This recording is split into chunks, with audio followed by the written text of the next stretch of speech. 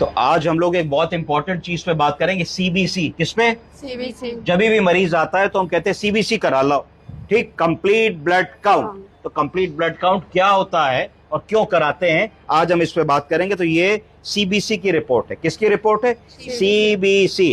तो इसमें हम देखते हैं हीमोग्लोबिन, देखते हैं कुछ पैरामीटर्स और होते हैं जो एमसीवी है, एमसीएच वैल्यूज होती है, टीएलसी और डीएलसी की वैल्यू होती है, प्लेटलेट की वैल्यू होती है। तो आज हम लोग एक एक करके समझेंगे कि सीबीसी का रेलिवेंस क्या है।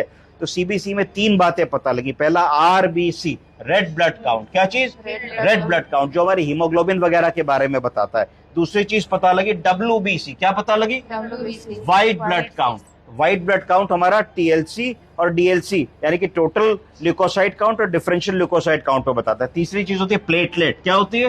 प्लेटलेट के बारे में हमको बताता है। तो पहली चीज अगर हम बात करें तो रेड ब्लड सेल्स की बात करते हैं। तो सीबीसी की रिपोर्ट में सबसे पहले हमें देखना होता है कि हमारा हीमोग्लोबिन कितना है।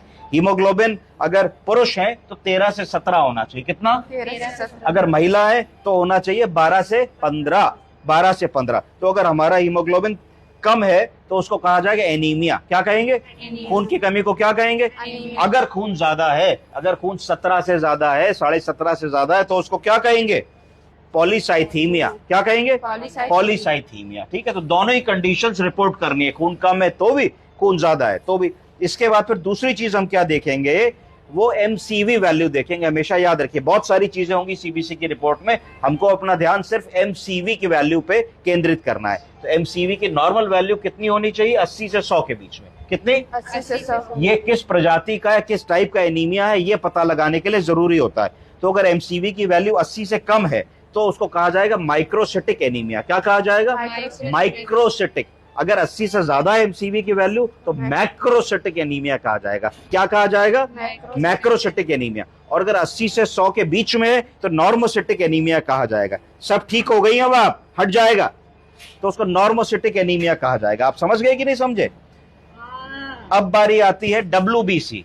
डब्ल्यूबीसी का मतलब है व्हाइट ब्लड सेल्स। तो व्हाइट ब्लड सेल्स नॉर्मली 4 से 10,000 होते हैं। कितने होते हैं? 4 से 10,000। तो अगर 4 से 10,000 से ज्यादा है तो उसको क्या कहा जाएगा?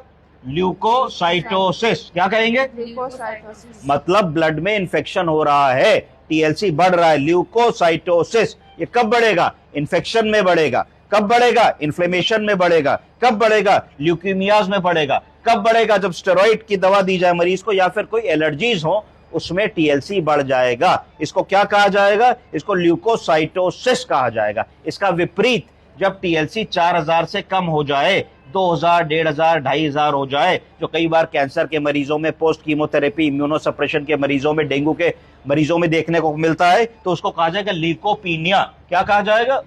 ल्यूकोपीनिया का उल्टा हुआ ल्यूकोसाइटोसिस।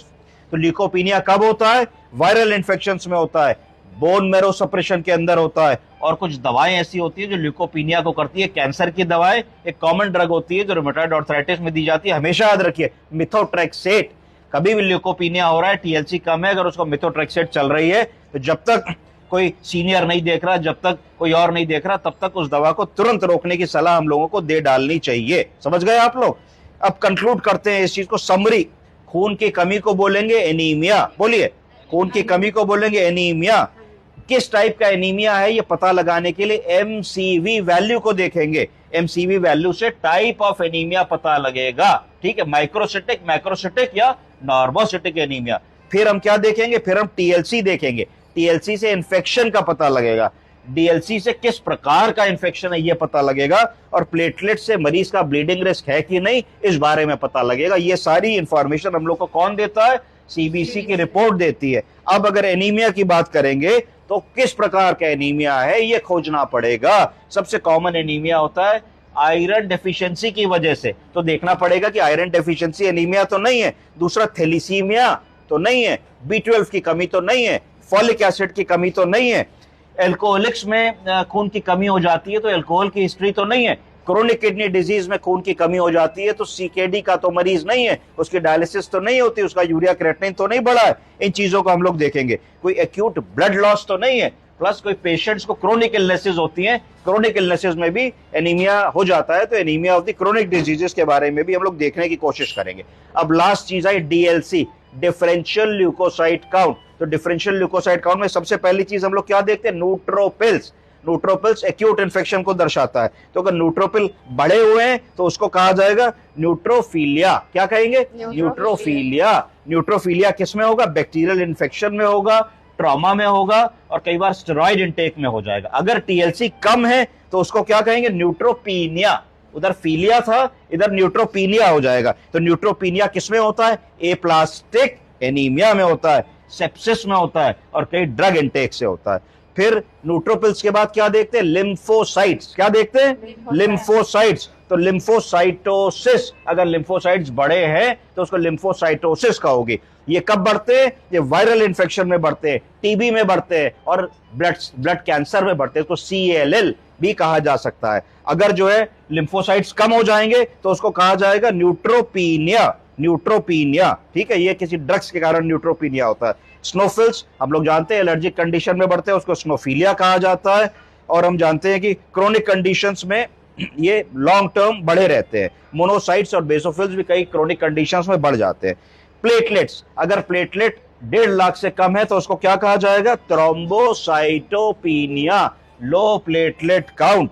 ये किसमें कम होते हैं प्लेटलेट, डेंगू में कम होते हैं, ITP में कम होते हैं ना, थ्रोम्बोसाइटोपिनिक पुरपुरा। उसके बाद एप्लास्टिक एनीमिया में प्लेटलेट काउंट कम होते हैं। अगर प्लेटलेट काउंट हमारे ज्यादा है तो उसको क्या कहा जाएगा, थ्रोम्बोसाइटोसिस। क्या कहा जाएगा, थ्रोम्बोसाइटोसिस।